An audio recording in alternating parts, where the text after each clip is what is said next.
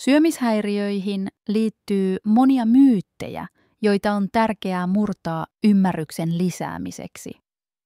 Ensimmäinen myytti on, että syömishäiriöt koskettavat vain nuoria naisia.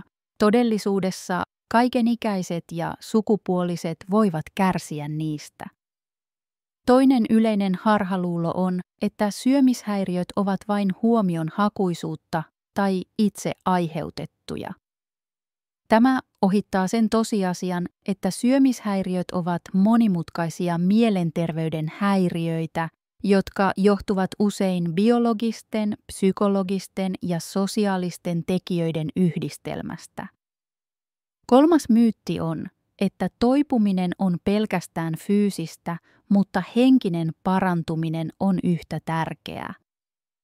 Murtaessamme nämä myytit voimme edistää parempaa ymmärrystä ja tukea, joka auttaa niitä, jotka kamppailevat syömishäiriöiden kanssa saavuttamaan kestävän toipumisen.